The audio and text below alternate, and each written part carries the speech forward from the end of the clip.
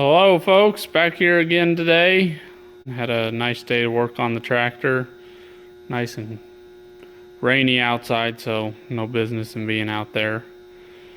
Made some good progress today. Kind of give you a rundown of what all I did. One noticeable thing you may see is got my main bearings back and they are installed.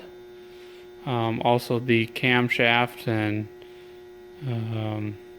the drive gear there that interfaces with the crankshaft and the governor. Talk more about that in a minute. So to give you a look inside, I'll go from the front of the tractor here.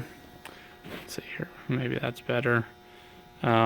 Just make sure when you're putting all this back together that you connect all your oil lines up above to the top there.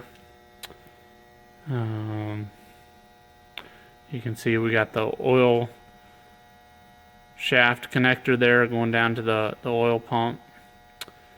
The bearings, I have not done the clearance on them yet. I just have them installed.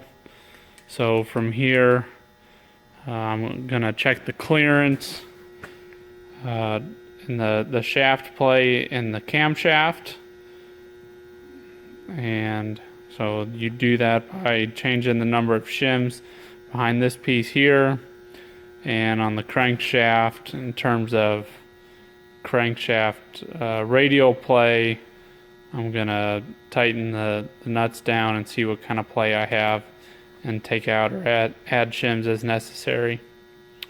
I don't have an oil filter yet for it, which I wish I had, because at this point I would add oil, probably rotate the crank, which rotates the pump and everything, make sure I'm getting good oil out of all the lines, which I don't know why I wouldn't be, but we'll save that for another day. So that's why, looking down inside here, I did not connect the lines going to the main bearings yet, as you can see there, because I wanted to make sure I had good flow coming from them later.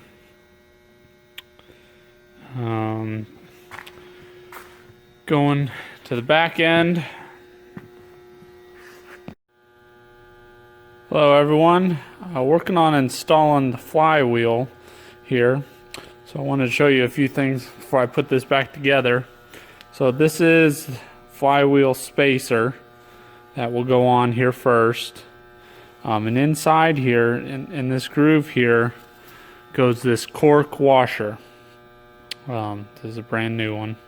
Let me get it focused. There we go. So you can see we'll insert that into that inside groove there. Now, as the manual says, you can see there is a slot in this spacer, and the spacer faces out because that way that cork is sitting in here where the oil is.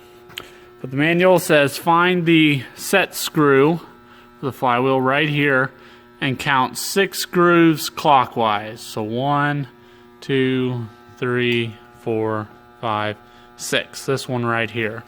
And when you install this, that is where that slot should be lined up when you install the flywheel.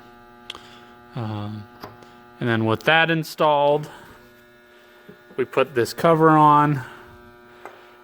It says loosely tighten the screws, but then we got to check the clearance around it. It says to have at least 5/1000 clearance all around. And once you have that, then you tighten the screws down tight. And we'll be ready for installing the flywheel. So just thought I'd give you an overview of that real quick before I move on. Alright, so with the belt pulley on, we can now get the flywheel on per se and adjusted. Honestly, I've had it on here for a while at times, so I could rotate the engine. But it isn't until you get the belt pulley on that you can adjust the flywheel spacing so that when it's running, it's not sitting on there wobbling and with that crankshaft moving. So how to do that? You get the flywheel on. Just a reminder, on the back side there is a key on it that goes in that spacer. So make sure you got it the right orientation when it goes on. Then you've got your nut on the outside here. We'll eventually tighten that up, or I mean I have already, but with those 2 bolts loose, you come over and you engage the clutch, and then you get a not caliper, a micrometer, and you touch the inside of the flywheel, and by wiggling your clutch lever, do not disengage it, but just wiggle it while it's still in gear, that moves that whole crankshaft sideways. Because what's really happening is that clutch fork, you know, this is rotating that clutch fork, which is moving that arm back and forth, and it moves the crankshaft back and forth. So when you see a tractor running and you see this flywheel wobbling around, it's got way too much play in this flywheel on the shaft. So what you do is you keep tapping on that flywheel until you get, I think it's 10 to 20 thousandths in the manual what is said.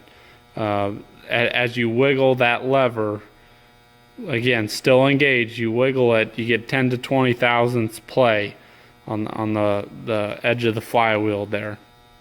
And at that point, you tighten your 2 bolts, your 2 up and bottom, tighten your end bolt nut, and then you eventually jam one of these down into the keys or the grooves, so that nut doesn't come off.